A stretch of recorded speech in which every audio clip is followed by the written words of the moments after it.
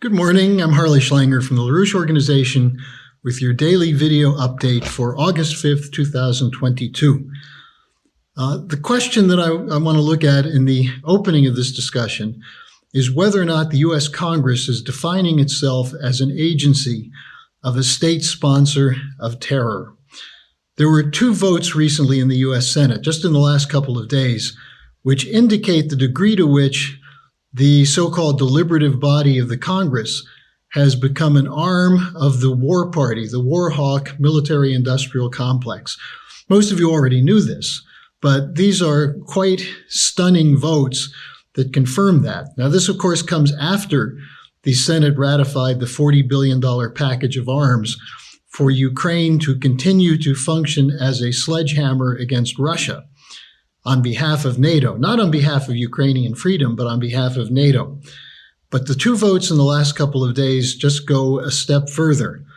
By a 95-1 vote, the Senate ratified the expansion of NATO to include Sweden and Finland. Then yesterday, in a 100-0 vote, they declared Russia a state sponsor of terrorism. Now, this is somewhat brazen coming from a Congress which has supported U.S. function of arming terrorists around the world. The creation of ISIS and al-Qaeda in Iraq was largely a function of the U.S. military invasion of that country.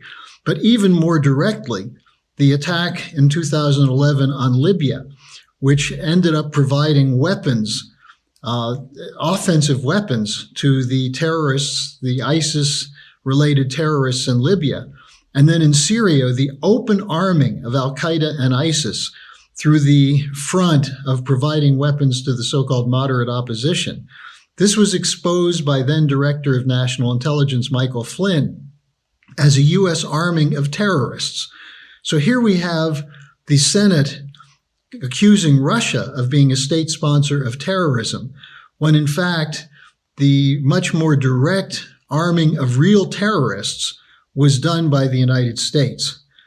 Now, the U.S. U.K. NATO provocations are expanding from Ukraine to Taiwan, now including Serbia, the attempt to provoke something between Kosovo and Serbia. Now, these are combined with deadly sanctions against poor and war-torn countries, which are threatening the lives of millions in Afghanistan, in Yemen, and other countries. So this demonstrates the anti-human outlook of the self-proclaimed masters of the universe, which are targeting nations that refuse to go along with the dictatorship of the so-called rules-based order. Now, we also have the report that we've been covering recently of the Senate funding of the Ukrainian Center to Combat or to Counter Disinformation, which is targeting the free speech of people who don't go along with the rules-based order, including especially representatives of the Schiller Institute, such as its founder and chairwoman, Helga Zepp-LaRouche, U.S. Senate candidate Diane Sayre, and myself. Now, along with the Green New Deal and the Great Reset, they're pushing once powerful Western economies into an accelerated decline for the sake of the reduction of human population, which has long been supported by the financial establishment of the United States. Just look at the history of the Rockefellers, of the Harrimans, of the Bush family, supporting the Nazis in the 1930s.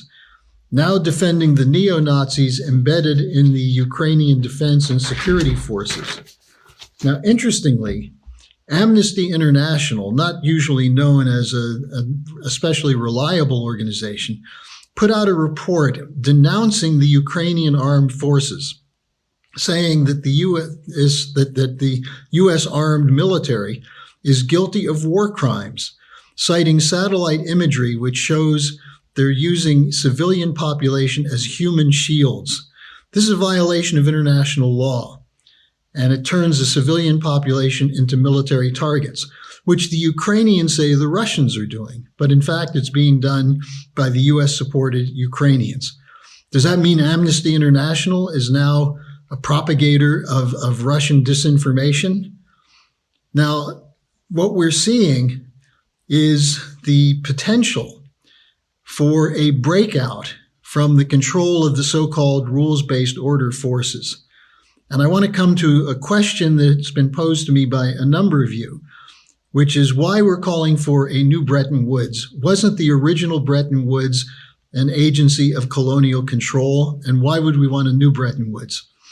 Now, to get this, you have to go back to the actual history, because the original idea of the Bretton Woods was Franklin Roosevelt's alternative to a British colonial system.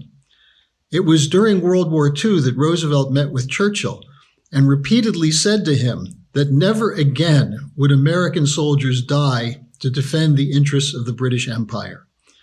And according to an eyewitness report of the dinner meeting that this took place, Churchill practically choked and turned purple and said, "You can't be serious about that." And Roosevelt said he's completely serious, that the American foreign policy will not support colonialism, and the war should be the end of the colonial control over the poorer nations on the planet. This was an ongoing battle between Churchill and Roosevelt, with Roosevelt representing the anti-colonial outlook of the traditional American Revolution, while Churchill was defending the colonial policies of the empire. And FDR's idea was to convert the war machine that had been necessary to defeat the Nazis and the Japanese, to convert that into civilian production of machinery to build infrastructure for agriculture, road building, and so on. Now, that was FDR's idea for the Bretton Woods system. And there was a fight between the Americans and the British in the creation of the Bretton Woods. But the key element of it was that it would be taking the power of controlling currency from private banks and putting it into the hands of sovereign governments, so that that credit could be made available for building infrastructure in what would become the newly freed nations of the former colonial sector. The problem is Franklin Roosevelt died, and his vision was co-opted by Churchill and the British through their control over Harry Truman. And as a result, the original idea of the Bretton Woods was modified, not completely reversed, until 1971. By 1971, following the pound crisis and the effects of turning that into a dollar crisis by the dumping of the so-called euro dollars, later made even worse by the petrodollar system that was set up after the 1973 war between the Arab states and Israel, with the so-called oil embargo and so on, that led to the complete control of the private banks through their operations of the central banks. And it turned the International Monetary Fund from what had been an agency to coordinate the relations between currencies of countries, turned the IMF into a debt collection agency on behalf of the private banks. And this occurred at the same time that the beginnings of the Green Revolution were attacking the idea of scientific and technological progress and turning nations of the developing sector back into the colonial model of sources of cheap labor and cheap raw materials for the profit of the global banks. Now, this whole project has led to an unsustainable debt pileup, which is now collapsing. It's collapsed in chunks from time to time, with the 1987 stock crash, with the 1997 to 2000 Asia debt crisis, the Russian bond crisis, and the collapse of the dot-com sector. It came to a head in 2007, 2008. And now, once again, after the fourth quarter of 2019, has moved to the point where the global financial system is trapped in an inflationary spiral by central banks producing funny money to bail out the debtors in the commercial banking system, the private banking system and financial system. Now, this is a complete perversion of Franklin Roosevelt's vision.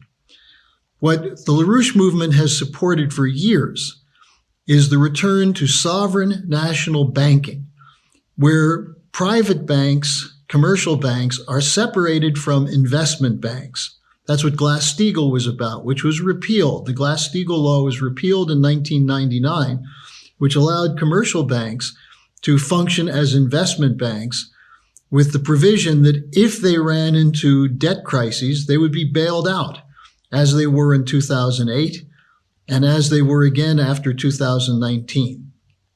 And that's the cause of the inflation today, the pumping of huge volumes of worthless money into a system to protect the face value of financial instruments that have no underlying value.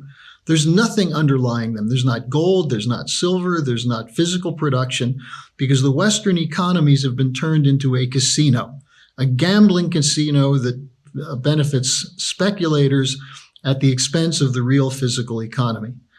So our idea of a new Bretton Woods is to go back to the original vision, where the capital goods will be exported from the advanced sector, so-called advanced sector countries, which have still a capability in science and technology if you break with the speculative gambling system, that those technologies would be made available to the poorer countries in the global south so they can leapfrog into a modern economy, which is in fact what the Chinese Belt and Road Initiative is all about.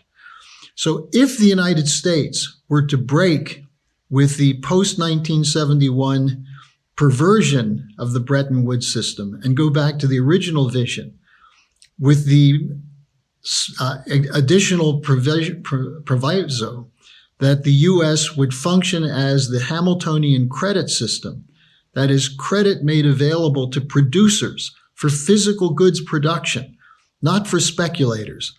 If that were to take place, then we could see a transformation of the world economy away from a collapsing debt bubble, a series of ballooning bubbles, into a scientific development process which would lift the whole of humanity out of poverty and put the world into the potential that we see in unlimited energy with fusion power, with the conquering of the physical universe by going out into space and so on.